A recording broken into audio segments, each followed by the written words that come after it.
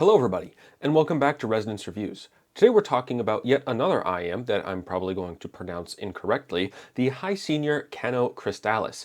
This is a 10-driver hybrid IM featuring 2 dynamic drivers and 8 balance armature drivers per side. 4 of those balance armature drivers are customized by HiSenior themselves, and 4 of them are branded no-wills or no-wills drivers. Again, I don't know how to say any of these words, so feel free to correct me in the comments down below. As always, I have a full-length written review in the link in the description down below, so check that out if you want to read something that takes its time and has a lot more detail in it.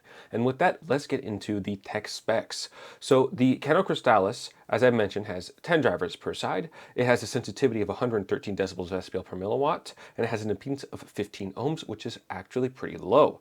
For a cable, it has a 0.78 millimeter 2-pin modular cable, and it comes with a 4.4 millimeter, 3.5 millimeter, and 2.5 millimeter termination in the box. Sound-wise, the Cano Cristales is a boisterous V-shaped IM with a big bass response and a bright treble.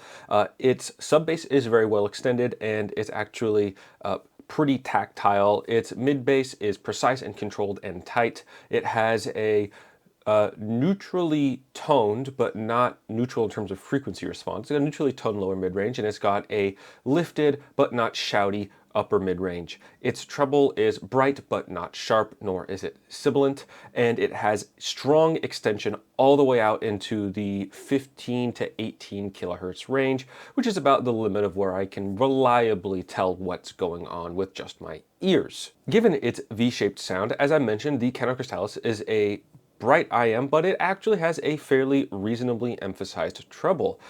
It stages treble-bound elements in the shallows of the soundstage, and they feel somewhat close to the listener, but they don't drown out the other parts of the soundstage.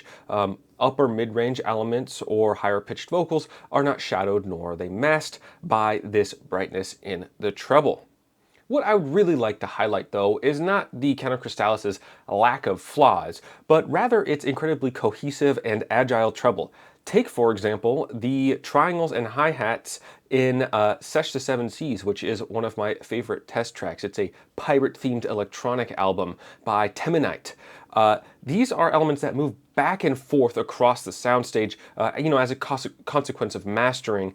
The layers of triangles and hi-hats in the background are rendered distinctly. They don't mush or blur together, and the Cano is able to render each of their individual timbres and textures independently. And again, I think that distinct is really the right word to use here. Even though they occupy similar parts of the sonic spectrum, they don't blur or mush or fall apart, even at higher volumes. As I mentioned before, the Cano Cristales' lower mid-range is neutrally toned, which means it's a little bit recessed, but it doesn't have that sucked out or hollow feeling that some V-shaped IMs can have. This means that it's able to render, acoustically sensitive timbres and textures and tonalities well without sounding as though it's hollow or thin.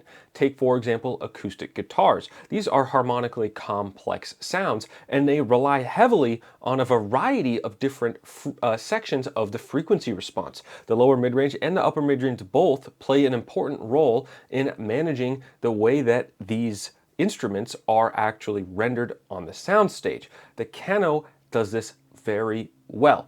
And not only does it render, acoustic guitars or similarly harmonically sensitive instrumentations well, but it also meshes extremely well with vocals. And while the Cano does actually render quite a bit of detail and texture in vocals, both male and female alike, there is something about the sterility of its lower mid-range that sometimes make it lack the emotional follow-through from just even slightly warmer IMs. Like take, for example, here's a popular one, the Meze Alba. That IM is not necessarily in line with this one in terms of, total overall performance or, the robustness of the accessory package.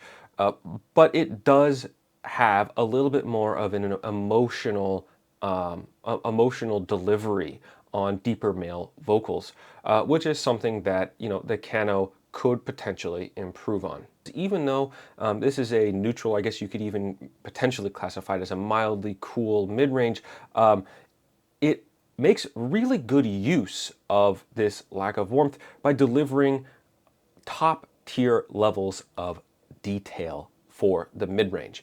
And this is something that you are going to notice if you A/B compare it against other IMs in its price range or even more expensive IMs. Some people have called this a detail monster. That's a pretty hyperbolic title that I usually don't hand out. But in reference to the Cano Cristales, I can see how you might come to that conclusion. It does have quite a bit of texture and detail across the entire sonic spectrum, and honestly, I kind of agree.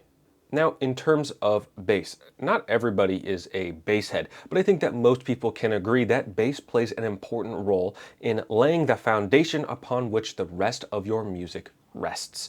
And it's for that reason that I think that more IMs should lean into their bassiness, even if they're not trying to be particularly bassy.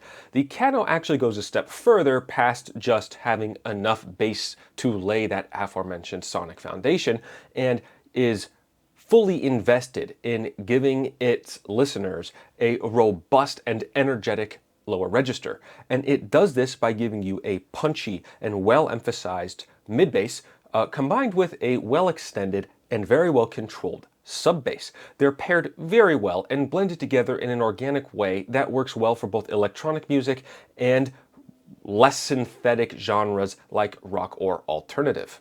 The Cano's major strength here is going to not just be its punchiness and rumbliness, which is not a word, but something I like to say nonetheless. It's that it is extremely cohesive. In spite of the fact that you have this increased sense of intensity in the bass, it's still integrated nicely with the rest of the sound signature. It doesn't sound disjointed or disconnected in the way that some of these other modern IMs can sometimes sound. This means that you can throw pretty much whatever you want at it. And assuming you like bass, you're going to find that the Cano handles it respectfully, but in a way that is still fun and enjoyable, particularly if you're just using it for casual listening. Now, this is the Cano Cristales box.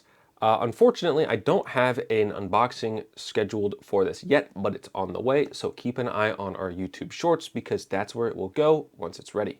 Now let's talk build quality. I'm going to be brief here. I go into more detail in the written review, but I have the Cano right here. I'm not sure if that's in focus because a preview is too small from here. But this is a resin shelled IM. I'll put some pictures on the screen so that they're bigger and easier for you guys to see.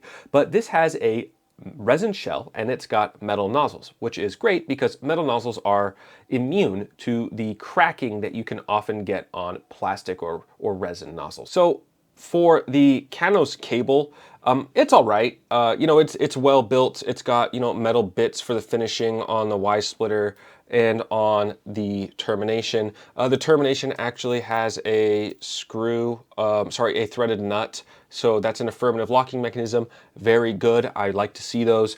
The only thing is that it's a little bit on the thinner side. It's got a little bit of body to it. Really, it's not the end of the world, but I would have preferred if it was a little bit of a heavier, thicker cable that, is softer and doesn't hold on to body as much. I mean, this is really, it's kind of all squiggly, and that's just because I coil it. I don't wrap it tightly around anything. So, notes for future releases. Now in terms of accessories, inside the box you're going to find your one 0.78mm 2-pin detachable cable, the 2.5mm, 3.5mm, and 4.4mm terminations, a semi-hard carrying case. That's this guy right here. It's round, it's got a magnetic flap on it, relatively spacious.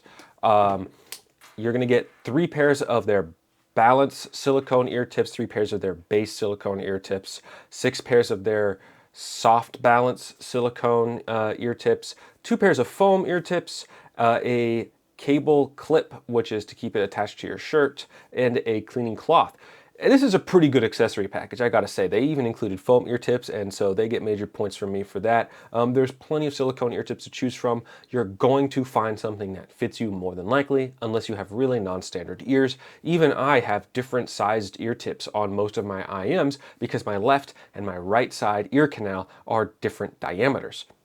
So even then, I was able to get plenty of a fit with the stock silicone ear tips. The foam ear tips are okay. I wish they were a little bit softer. My preference still lies with Comply on that front, so no complaints. Now let's talk comparisons. As per usual, I've just chosen whatever was interesting to me. So if there is an IM that you would like me to compare, please let me know in the comments down below. And with that, let's get into it. First up, the Punch Audio Martilo, or Martilo, I'm pretty sure it's Martilo. This is another really bassy V-shaped IEM. And the Martilo makes a calculated trade between its bass intensity and ultrafine lower mid-range detail and articulation, and the Cano errs on the side of caution. In that calculation. Instead of going, balls to the wall, it lifts its mid and sub bass far enough forward to produce satisfying punch and rumble without stepping on the mid-range's toes. This decrease in bassiness, relative to the Martilo will suit listeners looking for a mainstream V-shaped sound signature better, much to the basshead's chagrin. The Martilo has a brighter treble with a more intense upper treble. I find that the emphasis on sparkle is a little bit less organic with the Martilo, and to a degree also less cohesive than the Cano. The Cano's treble is, in a word, sublime. It's smooth, it's effortless, it's texture prone. I can't get enough of it. But both the Cano and the Martilo have a limit on the amount of mid-range warmth that they express, which is to say that they have virtually none. And I find that this style of tuning works a bit better for the Martilo's exaggerated overall presentation, as the abundance of, bassiness that you get with some tracks on the Martilo makes up for the lesser weighting in its lower mid-range. Well, which one is better? That's kind of hard to say. If you are somebody who prefers to have a healthier mid-bass response instead of just a ton of sub-bass, then as long as you are somebody who likes bass, the Cano Cristales is probably going to be better for you. If you're sensitive to, planar style timbre in the upper register, then again, I think the Cano is going to be better for you. But if you're looking for that cold, sub-bass heavy, modern style of tuning, then the Punch Audio Martilo is probably going to be more up your alley. Now, which one do I prefer? I find myself choosing the Martilo more often for electronic music, but for all other genres or for just casual listening, I go with the Cano Cristales. Now let's talk the EarAcoustic Audio SPA Limited Edition. This is an all-metal, single dynamic driver IM that runs about $429, making it roughly $30 more expensive than the Cano Cristales. It's less V-shaped overall than the Cano is, and it delivers less emphatic bass elements, relative to their vocals. The SPA LE has a brighter treble, in the lower treble, but the Cano Cristales does pick up a little bit more steam in the upper treble. The Cano's mid-range is less forward, and as a result, vocals play more towards the middle of the soundstage. Both IMs possess strong technical characteristics, but the SPA LE's treble is decidedly less resolving. I quite like the spry timbre of the SPA LE. I mean, after all, it does have very special technical characteristics and psychoacoustic properties. But it's a little bit less fun overall. The Cano Cristales seems to deliver a better overall performance for a little bit less money, which is something that I think is worth noting. In terms of value, both IMs are strong choices, but in different ways. The SPLE has class-leading metal shells, and it has an outstanding cable. However, its accessory package, particularly when it comes to ear tips, is sorely lacking. It also is heavier, although similar in size to the Cano, so long-term ergonomics for long listening sessions may be worse for those who have small or sensitive skin on their ears. There's a place for both IMs in my collection, but if you had to choose between one, you're probably going to go for the Cano Cristales and its improved price to performance ratio. Now let's talk the KBEar KB16 Cepheus. I think that's how you say it. This is an IM that's significantly cheaper than the Cano Cristales. The Cano is, after all, only $399. This one is $248. And why did I choose to compare these two IMs? It's not a fair comparison, after all, given their massive difference in price. The answer is, they're both purple. No, but on a more serious note, this is another modern bounce armature and dynamic driver hybrid IM that makes big claims about performance and value. And I really do like the KB16 at its price point, especially compared to its peers. But I want to highlight how big of a gap there is in terms of refinement when you're going from the $250 to the $400 price range. Yes, they both have their strengths, but the KB16 by comparison, once you have them side by side, sounds a little bit more recessed and heavy and slow. In a vacuum, it is much better, but the Cano's leaner, cleaner mid-range is much more willing to pick up details and microtexture than the KB16's is. The KB16's bass is also quieter and softer, which is a combination that makes for a much less exciting experience and a less engaging experience with electronic music. In general, I find that the Cano's greater bass and upper mid-range emphasis is more engaging for the vast majority of music. And combined with the capacity for surfacing details, I'm primed to choose the Cano as my IM of choice over most days. That said, did I really pick this comparison just to slam dunk on the KB16? Absolutely not. I gave that IM a strongly positive review when I covered it a number of months ago, and I really chose this comparison to force myself to assess whether or not the Cano Cristales actually gives listeners more for their money. Now let's talk conclusion. I don't believe I've really ever described any IM as a giant killer. I don't like that phrase, and I think it's used way too often, and it's essentially lost all meaning.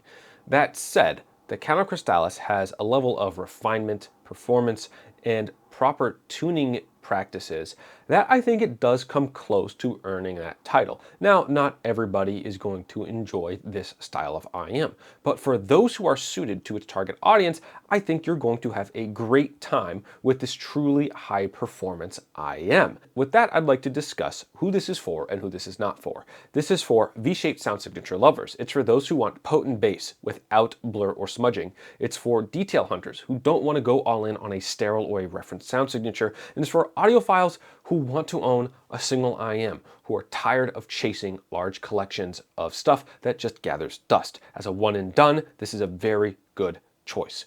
Now, who this is not for? This is not for those seeking reference sound. If you're looking for linear or neutral sound signatures, this ain't it. If you're looking for a treble dominant IM, pass on this one. If you are a die-hard bass head, this probably isn't going to reach the levels of absolute madness in the lower register that you're looking for. You should look elsewhere. And with that, I would like to thank you very much for spending some time with me and the Cano Cristales. And as always, happy listening.